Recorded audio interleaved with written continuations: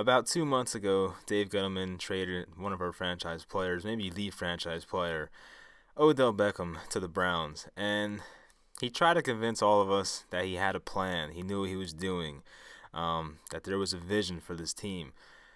He went on to sign Golden Tate to kind of replace Odell, which, he's not going to replace Odell. We know that. Made some other moves. Traded Olivier Vernon as well. Let Landon Collins go for basically nothing. Maybe a late third round pick next year they'll get in return.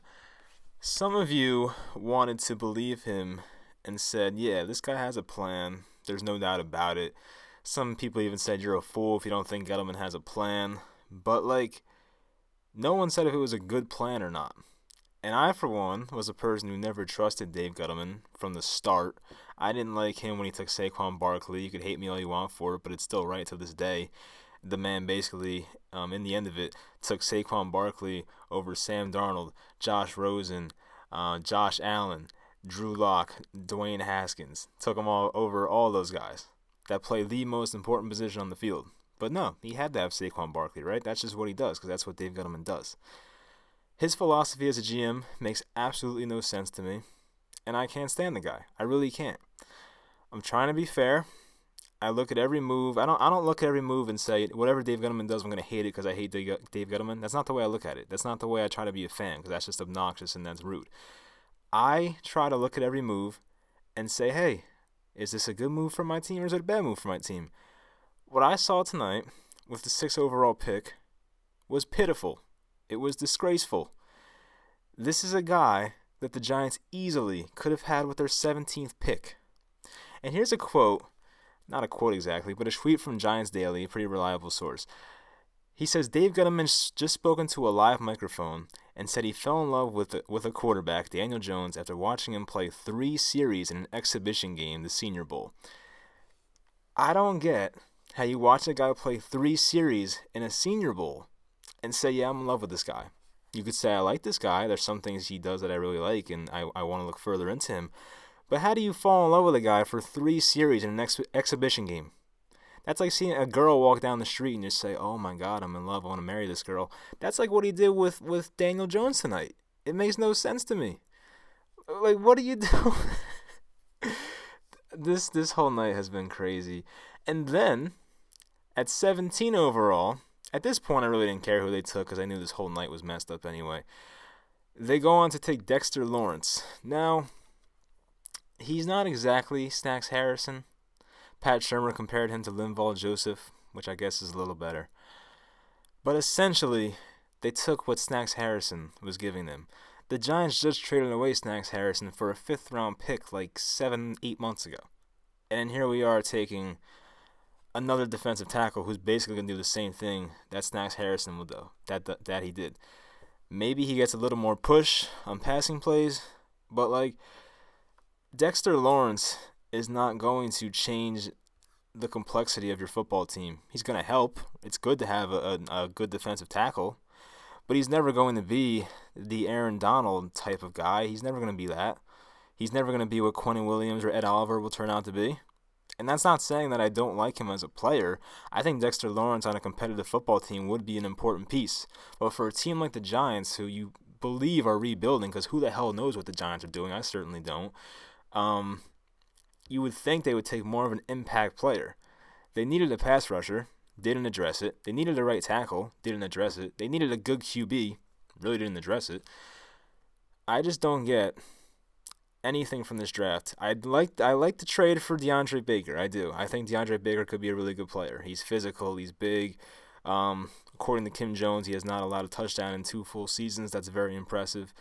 But the Giants did trade a decent amount to get him. I mean, we can't forget that. I think the Giants traded their 37th pick, their 132 pick, and 142 pick just to move up those, 10 spots or whatever the heck it is. That's a lot. It really is. And I hope Baker turns out to be a really good player. He could. I mean, of all the picks that Dave Gettleman made tonight, that's my favorite one. I do think he has, the highest ceiling, and according to Gettleman, he is the best cover corner in this draft. And, I really didn't scout corners that closely in this draft, so I'm not going to speak on that too much. But he's, he could be right. I mean, from what I saw from the little bit of tape I watched from DeAndre Baker, he seems like a pretty good player. I really don't know. That's something we're going to find out in the future. But in terms of quarterbacks, I watched a lot of quarterback film, like too much, right? And what I saw with Daniel Jones is basically just Alex Smith 2.0. Now, Alex Smith's a fine quarterback. Alex Smith can win you games. He maybe can win you one playoff game. But Alex Smith's never going to win you a Super Bowl. And that was my problem with the whole quarterback situation. I did not want the Giants to take a quarterback that has a low ceiling. I'm a big ceiling guy, especially for quarterbacks. I want a quarterback that can take me to the championship and win me Super Bowls. I don't want a quarterback that can win me 8-9 games a year, sneak into the playoffs every other year, and then get out in the first round.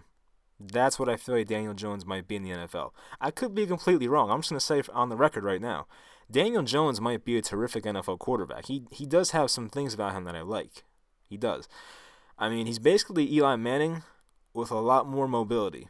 That's not that bad of a player.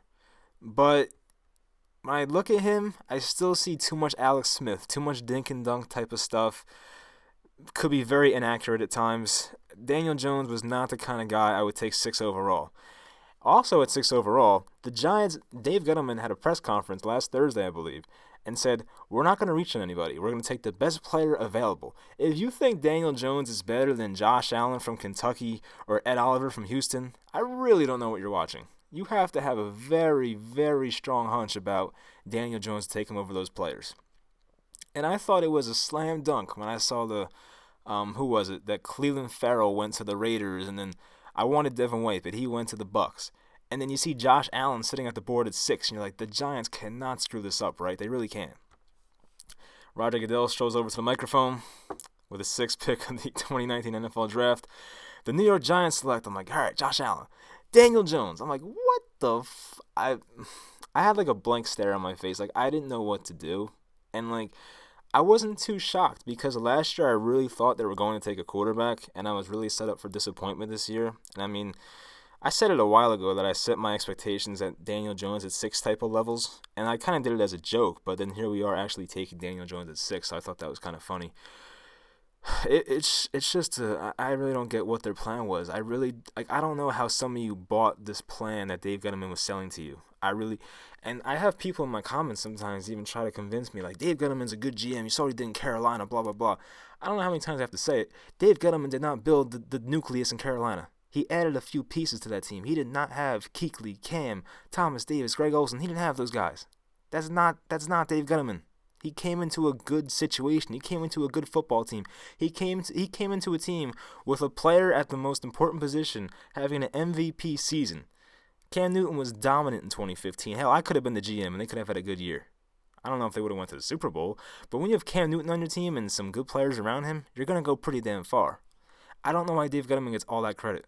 I really don't. So in hindsight, when you look at the Odell Beckham trade, it really was Jabril Peppers and Dexter Lawrence for Odell Beckham. Is that really what Odell Beckham's worth? Because I certainly don't think so.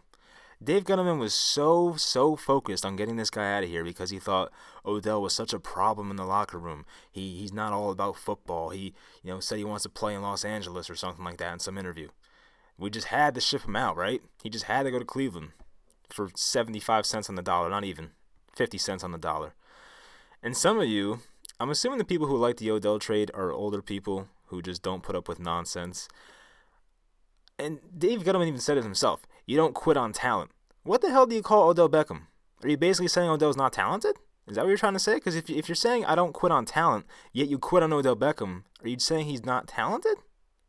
That's kind of a contradiction to me, Dave. Doesn't really make much sense to me. If you look at it in hindsight, the whole Odell Beckham trade was nonsense. It makes no sense to me.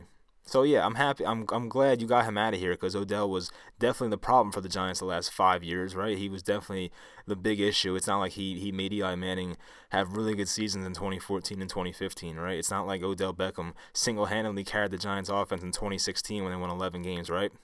I guess it's just me. I don't know. All right, hold on. I saw a tweet from Kim Jones saying Gettleman said they drafted a franchise QB in quotes in Daniel Jones, but says Eli could play beyond 2019 we may be the Green Bay model. He went from KC model to Green Bay model, where Rodgers sat for 3 years. That would be 3 years of Jones, 3 years of Jones' 5-year rookie contract. All right, that makes sense.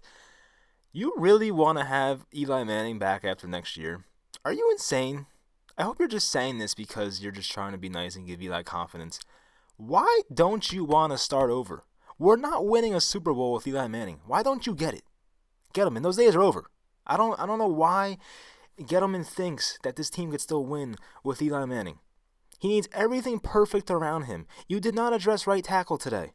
How's he going to stand upright with Chad Wheeler blocking his right side? Really? Because that didn't work all that well last year. You got Zeitler, that's good. But you also lost his best weapon on offense, right? What do you expect from Eli next year? He's going to be 38 years old. You expect to keep him around for another 3 years where he's 39 and 40? What the hell is he going to give you? He's not Tom Brady. He's not Drew Brees. Eli Manning has been declining since 2016. I know some of you don't see it, but when you watch it, you can see it. And I'll give Eli credit. He was better the second half of the season this year. But even him being better was still average overall, right? Eli is still an average quarterback in 2019. If you think he's better, then, I guess credit to you for being optimistic, but that's not me. I know what I see. Eli Manning is an average quarterback in 2019 at best, right? If you think you can name 10 quarterbacks better than Eli Manning, then or you can't. I'm sorry. If you think you can't name 10 quarterbacks better than Eli Manning, then I really don't get what you're watching. I really don't get the direction we're going in. I really have no idea. When they selected Daniel Jones tonight, a guy I have no confidence in and a guy that I really don't think is going to lead a franchise, I kind of just thought, we're going to be in a hole for 5 years at least. They had a chance this draft to get out of this hole that they've been in for the last 2 years. And maybe if they took Haskins, which they should have done, or even Drew Lock, who I like, or even traded for Josh Rosen, which makes the most sense. Why not trade a 37th overall pick for a guy who is easily a first-round talent at quarterback? I mean, I think Josh Rosen should have been ranked second quarterback this year, easily third. People have different opinions on that. But why wouldn't you make that trade? You really had to have Daniel Jones at 6. What the Giants could have done tonight is they could have left this draft with Josh Allen, Drew Lock at 17, and then DeAndre Baker at 30. I would have been ecstatic with that draft. Absolutely ecstatic. But what he did was draft a defensive tackle in 2019's NFL where who gives a damn about stopping the run? Who cares, right? The quarterbacks are throwing for 50 touchdowns. Who cares about drafting a defensive tackle who stops the run? Great, you got one. Okay, well, how many games is that going to win for you, right? It's not like Dexter Lawrence is going to come in here and single-handedly win 2 games for you. That's not what he's going to do. All right, he may help with the running game. Okay, yeah, great, but it's a passing league. We should all know that by now. And then you take Daniel Jones at number 6. And I'm not trying to say Daniel Jones is complete crap, right? I'm not saying that he has no shot at being a great NFL quarterback, because maybe he is. Maybe, all right? I watched his tape. Maybe he could be good, right? He has some tools to be a good quarterback. I'd be surprised if it happens. But how do you look at Daniel Jones, Dwayne Haskins, and Drew Lock and say, yeah, that's the guy I'm in love with right there, Daniel Jones? How do you say that? I don't know what they're watching. I feel like Dave Gettleman picks and chooses what he wants to watch. Not like we'll just go back and watch Dwayne Haskins' 50 touchdown season, or Drew Lock playing with a bunch of average players in college and slinging the ball, looking really good and everything. We're going to give this to Daniel Jones, number 6 overall. If the Giants took Jones 17 overall, I would not be bitching that much. I'd be fine with it, actually. I don't know if I'd be fine with it, but, depends who was on the board at that point. The fact that he felt he needed to reach for Jones at 6 is scary. You really need to reach at 6 for Daniel Jones, who no one else had interest in pretty much in the first round? Why? That was such an unnecessary reach. And Dave Gettleman preaches about value. What the hell kind of value is Daniel Jones at number 6? There is no value. You look like a damn fool. You do. Oh, my God. I really can't go on about talking about Daniel Jones anymore. Oh, my goodness. I have zero expectations for the rest of this draft. We still have 6 rounds left, obviously. I don't know what to expect. the Giants traded a lot of their not a lot, but some of their middle round picks and their second round pick to get DeAndre Baker. Which, hey, you kind of have to do it if you want the guy. I get it. But they have to nail some of these middle round picks, man. They really do. I mean, Daniel Jones is not going to play next year in all likelihood. I have zero expectations for the Giants next year. That's pretty much it. I really don't. So it's disappointing. I was absolutely disappointed this year. Once again, it is what it is. Just when you think Dave Gettleman has a plan and knows what he's doing, he does something like this. And I'm sure there's some Giant fans out there that do agree with what Gettleman did tonight, but it ain't going to come from here. I'm sorry, it's not. And if you think I'm being a pessimistic fan who should go root for the Cowboys, well, I really don't care what we have to say, honestly. It doesn't bother me, because pretty much everything I've said about this team and the direction they've gone in since I've been doing these commentaries has been pretty much correct. I told you guys that once they got Saquon Barkley last year, it wasn't going to improve their team all that much. Adding Saquon Barkley was not going to make the Giants from 3 wins to 10 wins in a playoff appearance. They went from 3 wins to 5 wins. I told you guys Davis Webb wasn't anything good. The guy got cut before last season even started. I mean, come on. I feel like some people are so oblivious and the Giants keep feeding us nonsense, and you kind of have to look around it sometimes and make opinions for yourself, and I feel like some of us don't do that sometimes. So I don't want to sound like I'm too hard on Daniel Jones. I'm not going to give up yet. I'm going to, when Daniel Jones, whenever he eventually plays for us, I'm going to root for the guy and hope he plays good football and everything. And, he still has some stuff to learn and he could get better. And I hope I'm wrong about Daniel Jones. I really do. So now I'm going to try and look at this from a positive outlook and stop giving my real opinions about this and try to look at this from the positive perspective. So maybe Daniel Jones ends up being a great quarterback for the Giants. Maybe he is Favre to Rodgers. Maybe he is Alex Smith to Patrick Mahomes. I feel like an idiot saying that. Maybe he is, right? It's the unknown. We never saw Daniel Jones throw a football in the NFL. We don't know what he's going to be like exactly. We can only make assumptions based off of college tape. So, okay, maybe the Giants found their future quarterback. Do I have any trust in Dave Gettleman to do that? No, I don't. But maybe they found him. Dexter Lawrence, you add him to a defensive line with Dalvin Tomlinson, B.J. Hill, R.J. McIntosh, that dude from the Cardinals, I forget his name now, Olsen Pierre or something like that. Okay. All right, you have a pretty solid defensive line. I think B.J. Hill, Dalvin Tomlinson, and Dexter Lawrence is a very solid 3-4 defensive line. It is. You add cornerback depth. You needed that. Janoris Jenkins, Sam Beal, Grant Haley. You needed it. All right, that's a good pick. But the Giants still did not address right tackle and pass rusher, which is going to hurt them. I hope they get it later in this draft because I don't know if they're going to find any starting players in round 3 and 4, but they need to address that position. Because if they roll into next season with no competition for Chad Wheeler, I really don't get what they're doing. It'd be the same thing with Eric Flowers all over again, where the Giants roll into training camp with no competition at left tackle, and Eric Flowers just, goes around acting like it's his job no matter what. He doesn't have to work hard or anything like that. Not to say Chad Wheeler's not a hard worker, because it looks like he is, but Eric Flowers definitely had the type of attitude that it was his job and no one was going to take it no matter the minimal amount of effort he was going to put into it. He was going to get that job regardless. And I feel like we're going to do the same thing with Chad Wheeler anyway. There's still some really good offensive linemen on the board. Somehow Jawan Taylor has fell to the second round. Cody Ford is still there. Dalton Risner is still there. There is a chance the Giants can go and get these guys. They would have to trade up to do so. And now they don't have their 37th pick. So I really don't know how they're going to have to give up a lot of assets to trade up. Because the Giants, I don't think, have a pick until late in the third round. And that might have been in the trade tonight for DeAndre Baker. I forget, honestly. Actually, no, it's not, because that pick was in the 130s. They still have their 95th pick, I believe. So maybe they package that and a couple other picks and somehow try to move into the second round and take one of those 3 offensive linemen I just named. So there's a chance. But I was kind of disappointed that they put off right tackle. I really thought they would address it in the first round. Honestly, when they traded back into the 30th pick, I really thought it was going to be a right tackle. I thought Jawan Taylor was about to be a Giant, but not what we saw. But as I said, I'm fine with DeAndre Baker, so that's all good with me. I really don't get the Dexter Lawrence pick. I don't. I hope I'm wrong. I really hope he's the next Linval Joseph. That would be awesome. He's a very strong guy. He's physical.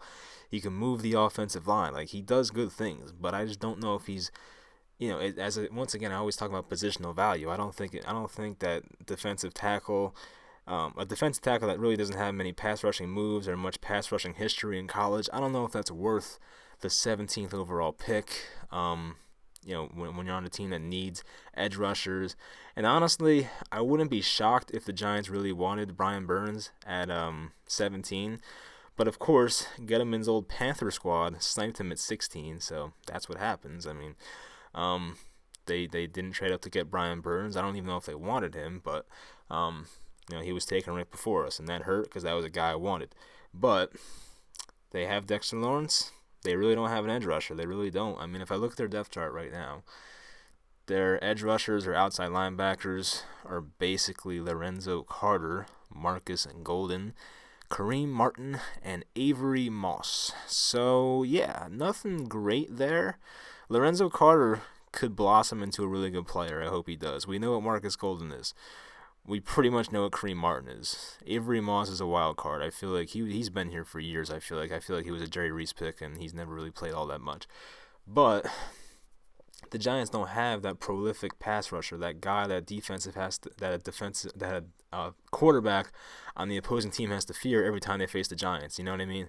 They don't even have Olivier Vernon anymore, a guy that I thought was overlooked by a lot of Giants fans. I mean, he didn't show up a lot, but he gave a lot of pressures, and at least he was, other quarterbacks would fear him because he had that reputation. I don't know who the Giants have anymore. I really don't know who's going to rush the passer anymore.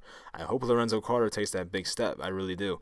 But there's nothing you can rely on right now. So,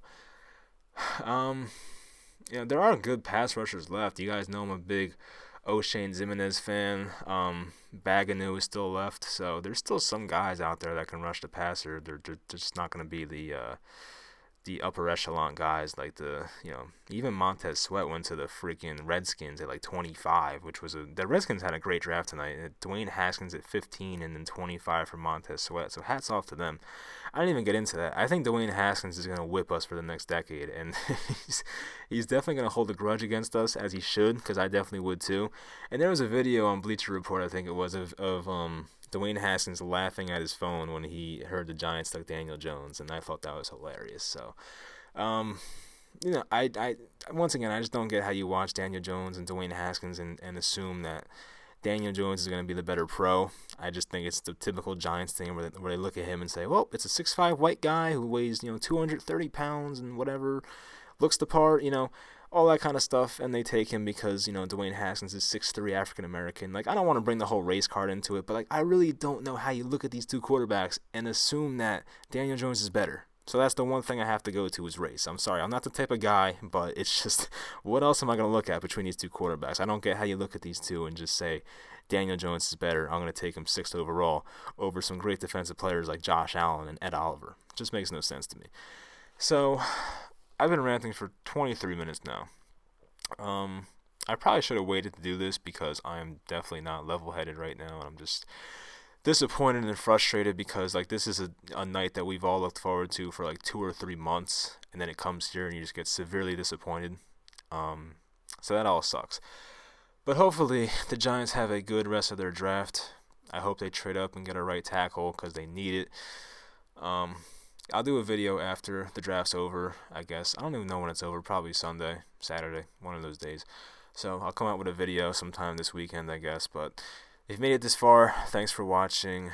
I hope they do a better job the rest of the draft because I don't know how you go down from here. I really don't. So please don't screw this up even further. Hopefully Daniel Jones ends up being a good quarterback one day. I hope I'm wrong about him. I hope I'm wrong about Dexter Lawrence not being able to impact the game like I want him to. And I hope I'm right about DeAndre Baker because I think he can be something special. So yeah, I'll talk to you guys next time.